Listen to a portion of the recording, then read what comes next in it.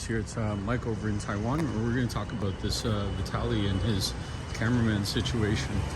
So I don't really do a lot of research, but like, check this out. Everybody knows that the camera guy, Christopher P. Dantes, I guess, and that's his online name's like Sly Kane on those streaming platforms, blah blah blah. So anyways, so yeah, he's running away, and well, here's funny, the thing, right? Because the thing is that, I don't know, he already admitted that he did some bad things. He already admitted that he was, and that meme or something's going all around the internet right now. But the thing is, the key is, guys, that one of the things that it's like called public harassment or something like that. So public harassment in the Philippines, if somebody does that, they could get 6 to 12 months in jail. Now, because well, if you're being held, see, the thing is that with Vitali's a little bit weird, because obviously they think he's a flight risk, so they're not giving him bail. So if he had bail, he could be out on the street, probably doing some more stupid videos. But he could be out on the street, but he's not. So then they're going to hold him, and while they're holding him, waiting for his case to start, he's going to be in the cell for 2 to 3 years. Now, on the other hand, his cameraman hasn't been arrested yet because he's running away. And the first video of him was on an island outside of Manila. And the reason why people found where he was is because of geoscaping or whatever, geo. They just basically found the building that he was behind, and then they reported it to someone, so he quickly left that situation.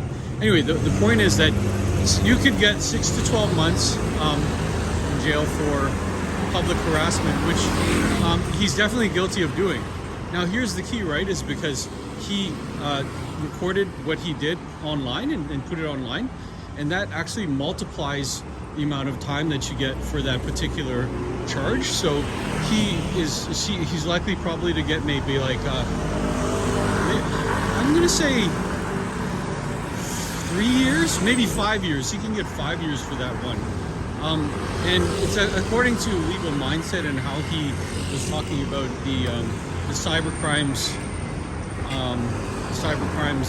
act or something in the Philippines. I don't know exactly what it was, but basically any crime that you do and then you put it online, it's going to multiply how many years that you go to jail. So it's even worse.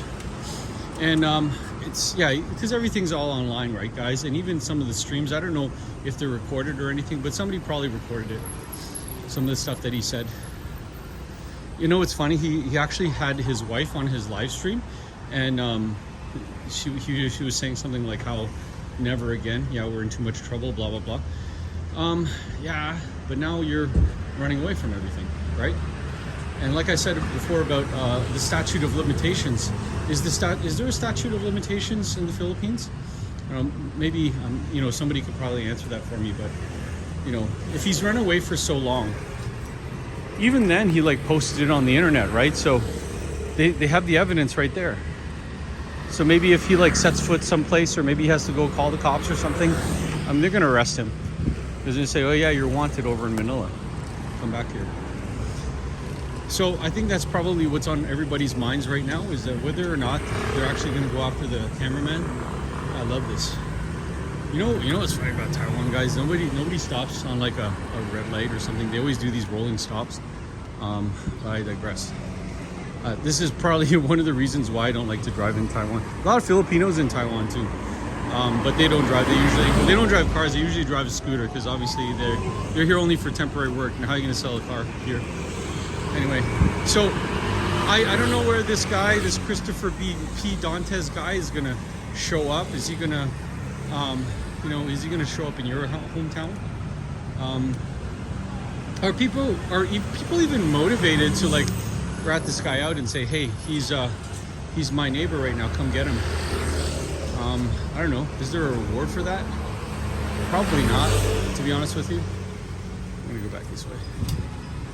So yeah, that's basically the deal with him, right? And you know, he should be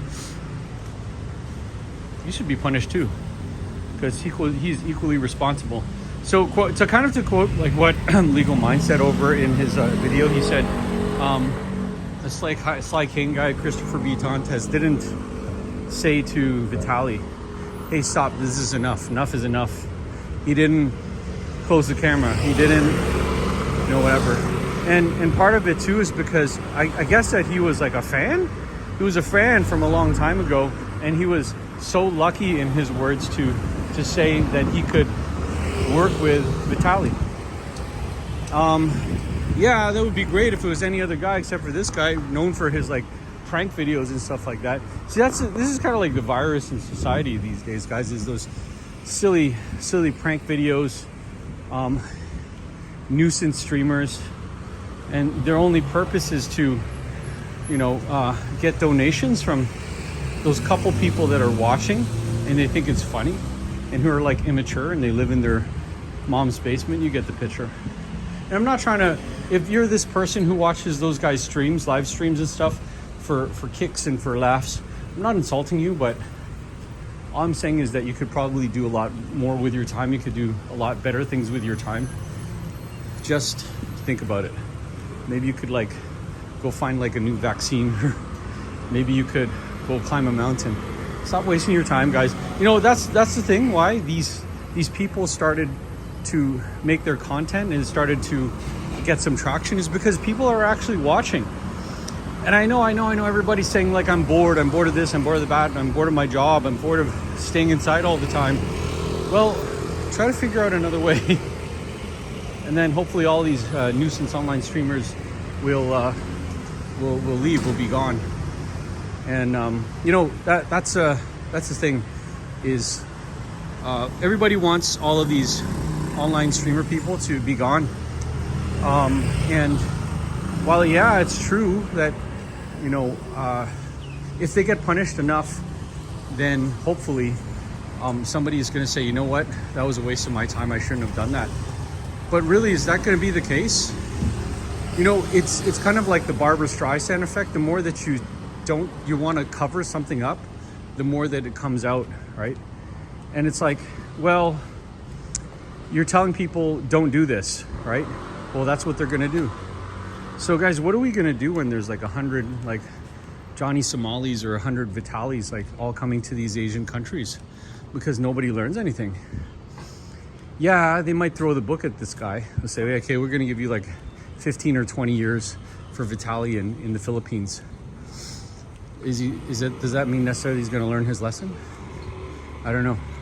I know that people talk about rat-infested cells and dirtiness and all this stuff, and you know, 30 people to like one cell and so forth. The Philippines, the conditions are really terrible and not what he's used to. But the bottom line, guys, is he going to learn his lesson? If the cameraman's not caught and he's on the lam for 3 or 4 years, is he going to learn his lesson? Is he going to learn his lesson? Are they going to learn their lessons? Guys, go learn your lessons. See you guys later. Bye.